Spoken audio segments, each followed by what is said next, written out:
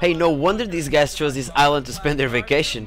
Beautiful beaches, waterfalls, wildlife, interesting locals, and you can jet ski, use wingsuits, zip lines, diving, and there's also murder, kidnapping, drug lords, flamethrowers, cocaine, magic mushrooms, and a rapist with a deer tattooed in his chest. What the hell is this? Did I ever tell you the definition of insanity? Well, this is Far Cry 3, an open-world first-person shooter that was developed by Ubisoft Montreal and published by Ubisoft for PlayStation 3, Xbox 360 and PC. This is the third main title in the Far Cry series, but it's not a direct sequel to either Far Cry 1 or Far Cry 2. This game is set on a tropical Asian Pacific archipelago called the Rook Islands. The game's protagonist is a young Irish-American man named Jason Brody who is just, trying to save his friends from drug lords and escape the hostile islands. No biggie. Even though the single player is a strong suit, this game also features a competitive multiplayer mode, a map designer for multiplayer, and for the first time in a Far Cry game, a 2 to 4 player cooperative campaign. So what's happening? What's the story? Well, the game starts with a cinematic showing protagonist Jason Brody on a vacation with a group of friends on a presumably uninhabited island during which they decide to take a skydiving trip. And guess what? Luckily, they land on a pirate-infested island and are taken prisoner by a really sweet pirate lord named Vaz. He's just trying to run a legit business, just extorting ransom money from their parents and then selling them into slavery. No big deal. After they're taken prisoners, with the help of his older brother Grant, Jason breaks out of captivity. However, they get hurt in the process and Jason is then rescued by a man named Dennis, who is a part of the Rakyat, the island natives who suffer due to the activities of the pirates. Dennis then recognizes Jason's potential as a warrior and gives him special tattoos that permit him to access his abilities. Impressed with Jason's prowess, the Rakyat allow him to be the first outsider to enter their sacred temple, and their leader Citra initiates him into the tribe. He then runs a series of missions during which he attempts to rescue his captive friends while simultaneously helping the Rakyat retake their island. But of course, none of this would be possible without the help of Dr. Ironheart, a man who is an expert on fungi and various native remedies and drugs. A pretty legit doctor, if you ask me. Throughout the adventure, Jason meets some pretty unique characters and eventually matures into a fearsome warrior who is confronted with serious life-threatening decisions. Now, what will become of him, his friends, the Rakyat, the pirates and the island? Well, this is a spoiler-free review, but one thing is for sure. Far Cry 3 will take you really deep into the rabbit hole. How remarkable it must be to see the world through your eyes. Oh, this is some crazy sh**. The characters really bring Far Cry 3 to life. What comes out of them is so satisfying that you feel like you're completely immersed in this awesome experience. Now, I gotta hand it to Ubisoft and CryEngine.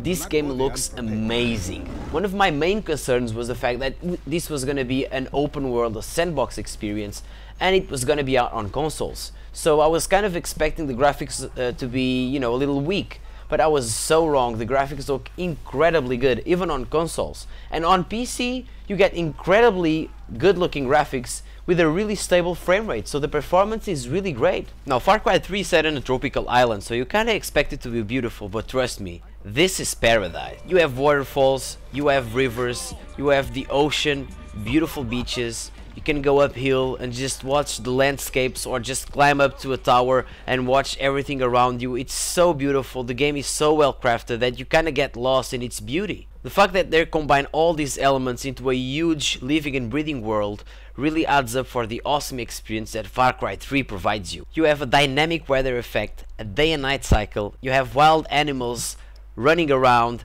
some of them even chasing after local people. I mean, it's simply amazing. You feel that there's actually a living and breathing world around you, and that everywhere you go, you find something new. You're never sure that if there's a croc around the corner, or if there's a bear in that cave, or if while you're diving, exploring a sunken ship, you're gonna be chewed by a shark. I mean, the possibilities are really amazing. It's endless. Now, all of this combined with the beautiful sounds around you and the soundtrack of the game, it adds up for a really, really, really extreme experience. Go!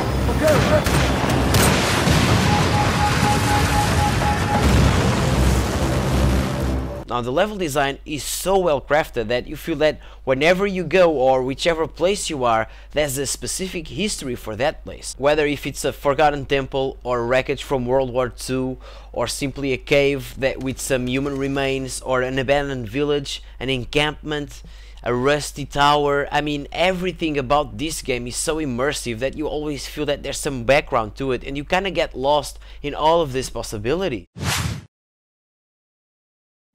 Speaking of possibilities, the gameplay is superb in this game. Even though this is a first-person shooter, you have some RPG elements to it. For example, you have a skill tree and a crafting system. Crafting is an important part of gameplay in Far Cry 3. Crafting with animal hides gives Jason Brody the ability to hold more weapons, money, loot, ammo, explosives, and syringes. You must craft the smaller ones to unlock the larger one. Crafting with plants allows you to make medicine and buff syringes. This crafting system works similarly to an RPG. You basically collect items from nature and then you can craft stuff to help with your gameplay. Either if it's a weapon holster so you can carry more weapons, or simply more ammo, or drugs to help you enhance your warrior capabilities, or simply painkillers. You can use the nature around you to improve your gameplay. And as I said previously, the gameplay also features a skill tree. Now this skill tree can be optimized for different types of gameplay. So skills are upgradable enhancements to the player's ability in Far Cry 3 that Jason can unlock by completing missions and leveling up in the campaign.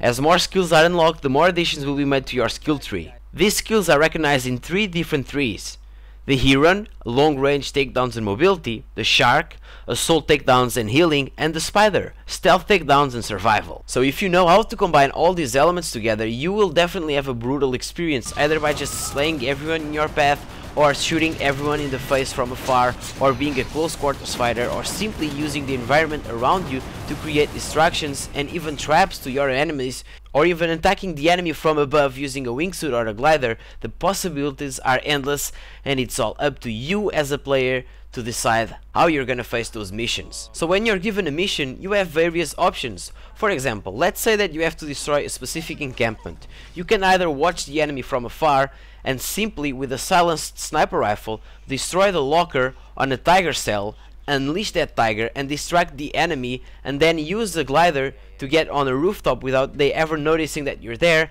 and silently take them all down. Or you can simply cause a fire and just rain down havoc on the village without they ever knowing that you're there as well. Or you can place mines on the entrances of that village, trigger the alarm on purpose, so when backup arrives on jeep, they will hit the mines, get destroyed, and then you can use RPGs and C4 to set up traps and just kill everything that you see. Or you can also do insane stuff like attracting a horde of Komodo dragons and just watch them chew off the mercenaries while you peacefully watch everything from a tower. The main quests are really versatile and they're not repetitive at all. There's always something new for you to do with, and there's always some margin you have to do it in your own way.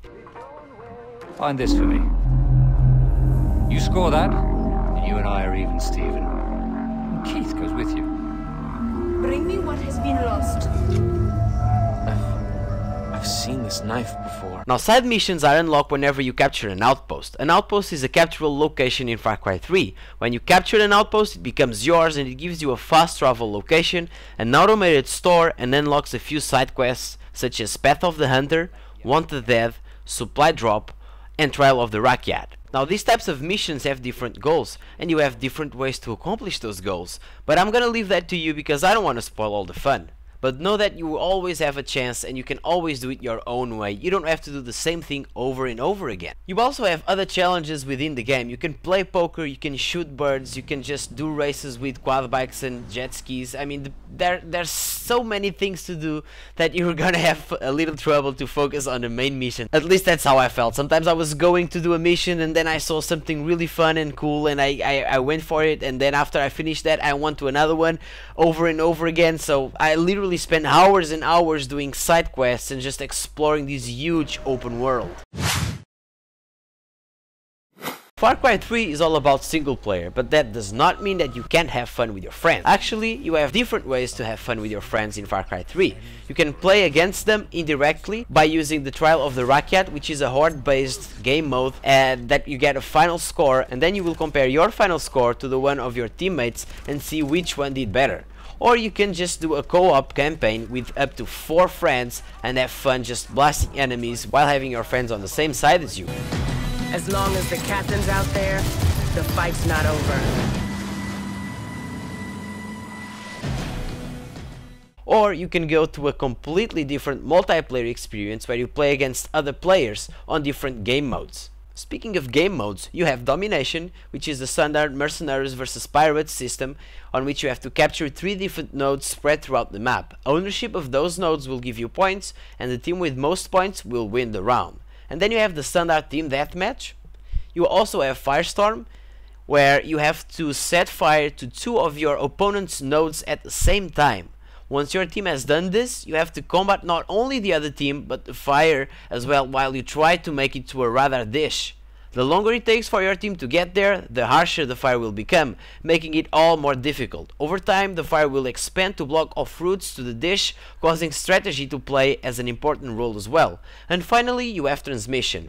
This mode combines the King of the Hill element with time factor as each team attempts to obtain and control propaganda transmitters located all across the map.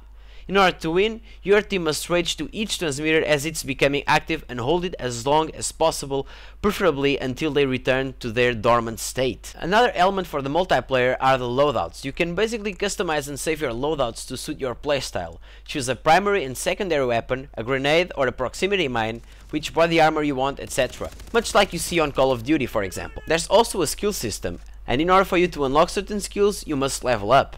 There are weapon skills, hunter skills and support skills. Each specific class of skills grants you different bonuses. And then you have battle cries, which are basically skills that affect the teammates on your vicinity. You can basically boost the health of your teammates, improve health regeneration, accuracy and speed. And finally you have team support actions, much similar to what you see in Call of Duty the kill streaks. For example, you have a team support tier 1, which are scouts in an helicopter that reveal the enemy position on your minimap. And then you have poison gas that injures anyone inside that radius. You have, for example, clouds of smoke that hinder the enemy's visibility. You have nerve gas that makes them a little dizzy. And then you have barrel bombs. Basically, they are explosive and flaming barrels that drop in from an airplane. Then you have propane tanks dropped by an helicopter and also a large bomb with a large explosion. Even though multiplayer is definitely not the strong suit of Far Cry 3, it surely provides you with more hours of entertainment. Now, speaking of entertainment, we also have a map editor on which you can craft your own maps and share it with your friends and play it on the multiplayer portion of the game. So you can see there's a huge scope of things to do on Far Cry 3. You have a really immersive with high replayability value campaign, and you have a co-op experience on which you will have fun with your teammates, and you can go on to multiplayer and just kill everyone that you see. You also have a really neat map editor that lets you create your own world. So it doesn't really matter which type of gamer you are. If you like to play solo, if you like to do it on a Rambo way or a stealthy way or just explore the world, or if you like the multiplayer stuff, or if you like to craft your own levels, Far Cry 3 is definitely a must-have. Thanks for watching this review, and I hope you have fun. Cheers. Oh, Jesus. Oh, fuck you!